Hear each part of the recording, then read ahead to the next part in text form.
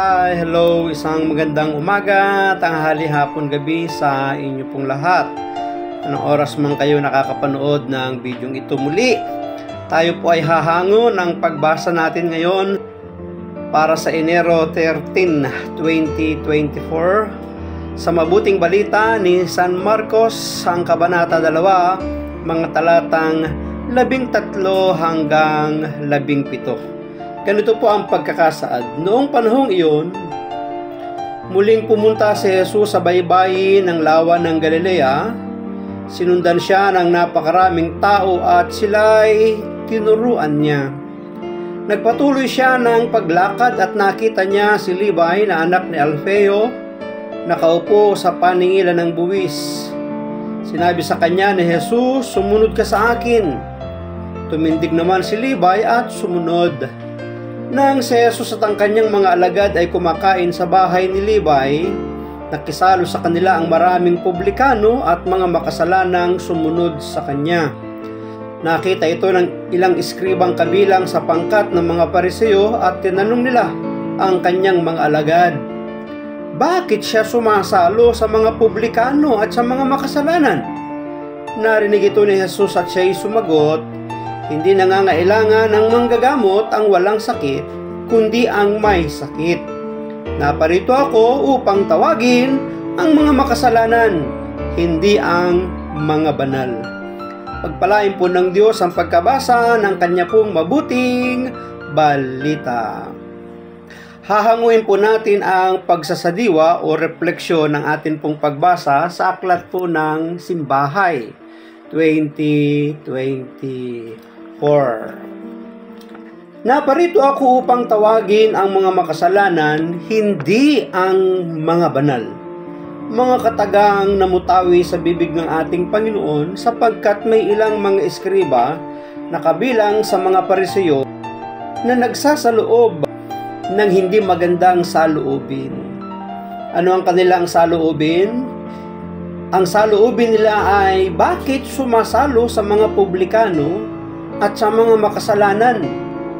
Ang kanilang saloobin ay dapat ang isang tagapagturo ng mga kasulatan at kautusan ay hindi dapat nakikihalubilo sa mga makasalanan sapagkat ito'y labag sa kanilang tuntunin at kultura bilang isang rabay at tagapagturo.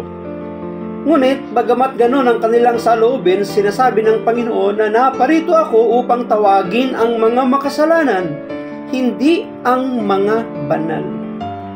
Bukas ang kaligtasang handog ng Diyos para sa lahat. Mayroong pagkakataon ang sinuman upang makibahagi sa biyaya ng katubusan.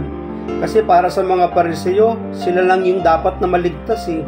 Sila lang kasi yung mabubuting sa tingin nila sa kanilang sarili, mga matuwid, mga walang pagkakamalit, pagkakasala.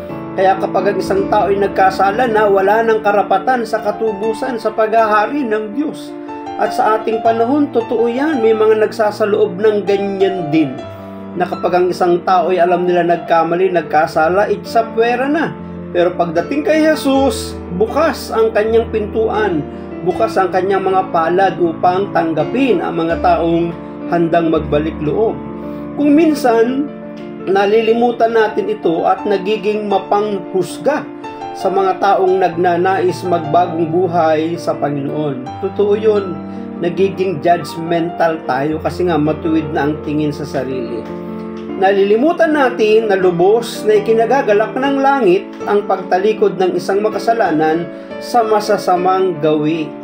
Natutuwa ang Diyos kapag may mga taong nagbabalik loob sa Kanya at tinatalikdan ang kanilang mga gawang mali. Sabi nga ay, napakaraming anghel ang nagpupuri, nagbubunyi, natutuwa kapag ang isang makasalanan, ang isang taong makasalanan ay nagbalik loob sa Diyos. Nasanay na tayong ikulong ang ating kapwa sa kahon ng kawalang pagbabago. Oo, totoo yun. Minsan sinasabi natin din na magbabago yan. Masamang damo yan, masamang lahi yan, masama ang pinanggalingan yan. So ikinakahon. Hindi tayo nagbibigay ng puwang upang ang isang kapatid ay magbalik sa tamang landas. Marahil ganun tayo, ngunit hindi si Jesus. Alam niya ang nilalaman ng ating mga puso Alam niya ang pagkauhaw natin sa pagtanggap. Walang sayang kay Jesus. Lahat ay may pagkakataon, may ikalawa at maraming pagkakataon. Lahat ay kaya niyang yakapin, pabalik sa kanyang piling kung saan ang pagkauhaw natin sa tunay na pag-ibig ay papawiin niya. Ito yung ating tatandaan. Hindi tayo tatanggihan ng Panginoon kapag tayo handang magbalik sa Kanya. Maraming salamat and God bless and bye-bye. I love you with the love of the Lord.